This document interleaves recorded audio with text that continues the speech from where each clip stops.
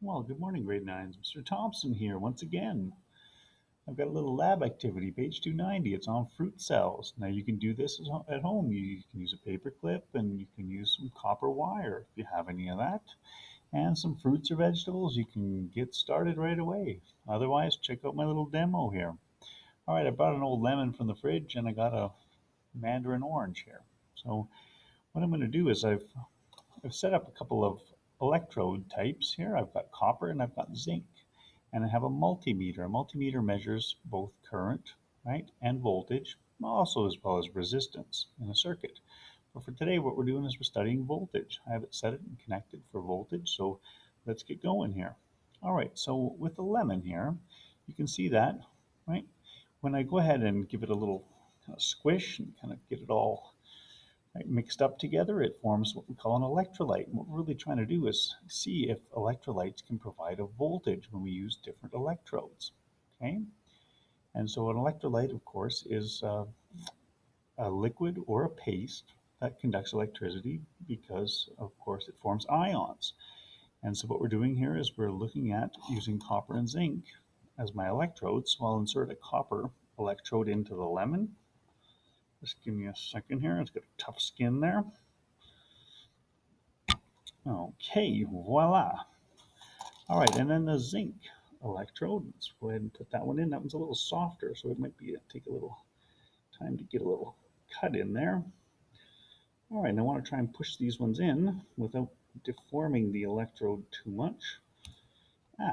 There we go. All right, they have to be a certain distance apart. I'll kind of stretch them out over here, and we'll go ahead and get started on this. So I have this voltmeter set up, and connecting these together just takes a moment. Just give me a second.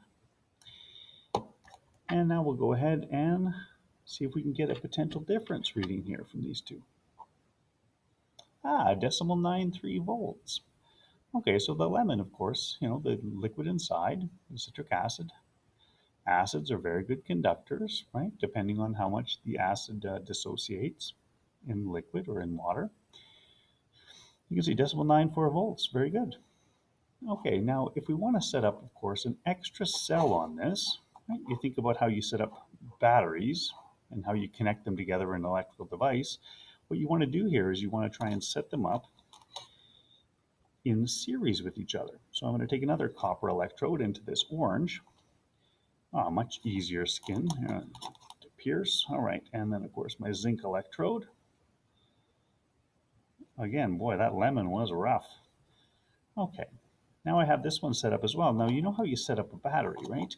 You always want to set up the negative terminal next to the positive terminal to be able to create an electrical current. So what I'll do is I'll take this one here and I'll connect it together.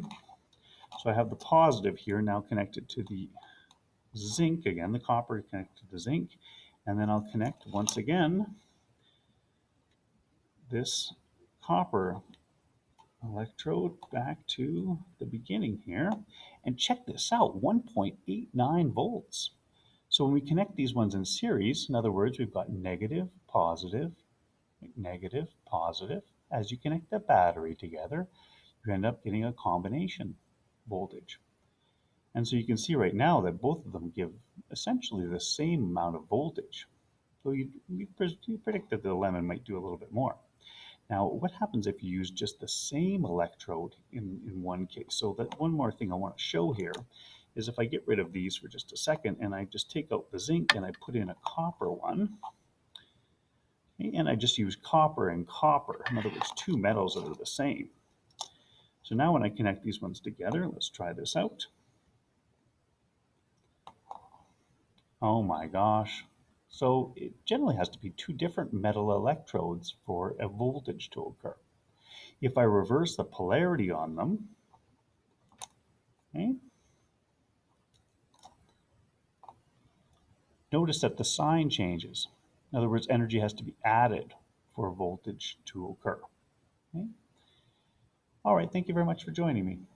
Let's do the analysis.